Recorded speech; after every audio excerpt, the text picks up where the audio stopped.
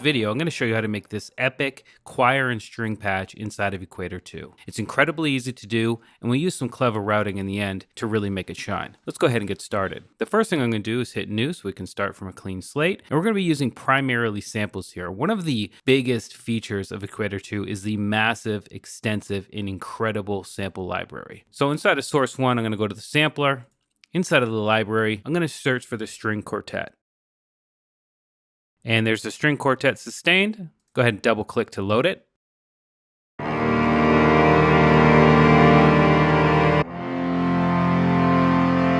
I really like this as the low end for this patch. And the next source here, go ahead and turn it on, activate it. Go to the sampler library and let's search for Legato. Legato Orchestra 3 is great.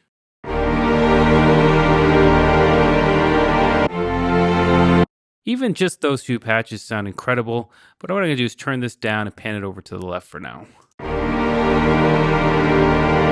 It feels a little off balance, but we are going to add another sample and push it over to the right, so it's really going to fill it out. Down here, let's leave it on granular and come into the granular library and search for tuba.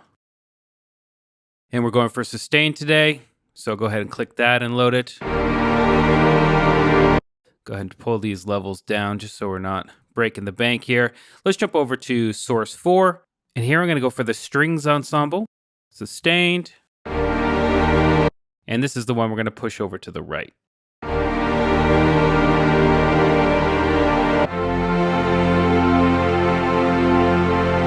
And we are well on our way. For this next one, I'm going to put in a plucky sound. So I'm going to go ahead and click it. It's already on sampler. That's great. Let's jump into the library and go for the open harp. It's right there.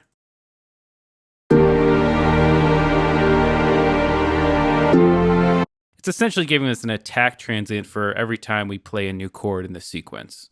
We're going to come back to that in a second, but finally I'm going to go ahead and again load up a sample and I'm going to put a choir in here. So let's jump into sampler right here and type in choir. There is a boy choir 2, which sounds absolutely fantastic.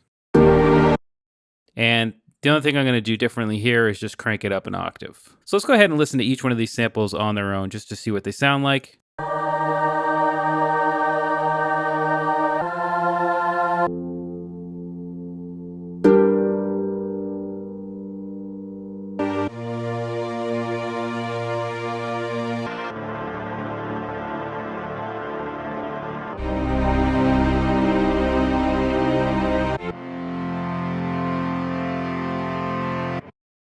So as I said in the beginning of the video, those are all incredible by themselves, but when we put them all together inside of Equator 2, we have essentially a massive orchestra. We've got the grittiness of the granular tuba, we got the pluckiness of the open harp, we got the choir, which adds the personal feel or the human feel, and then we have those incredible string samples. Next thing I'm going to do is turn on the filter, and I'm going to come down to the amp envelope, and I'm just going to increase the release time so we don't have such an abrupt change between chords.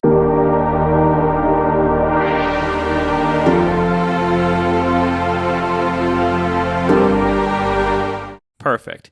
Next thing I want to do is actually come into effects and just add a big reverb here. You can always do with big reverb. I've got a preset made called Dark and Moody. You can just pause the video here if you want to copy the exact settings I have. I also want to add an EQ. I'm going to come over here, drop an EQ on there, and I'm going to come over to around 8 kilohertz, thereabouts, and just boost up the gain a little bit.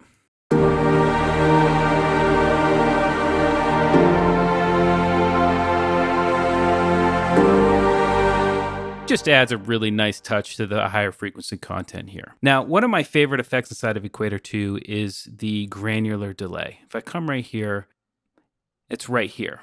Now, I want to add that granular delay to just the harp that we have. So the way to do that is essentially I want to send that harp to its own effect lane here and have it only the harp being sent there. So right here in configuration, I'm going to go to parallel, okay? So now effects 1 is going to come in and then just go to the output, and effects 2 has its own lane as well. So when we jump into routing here, we can actually choose what goes to where.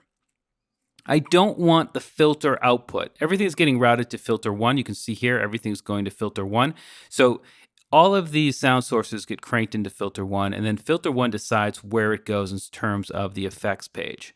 So I'm actually going to pull that down and pull it up on 2. So right now it should sound exactly as it did before.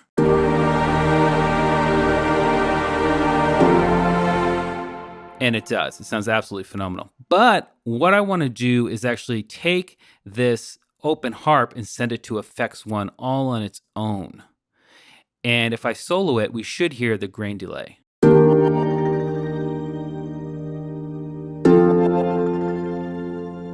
Isn't that fantastic? So essentially what we've done here is actually set up a send and return system inside of Equator, never mind our DAW. So if I unsolo it,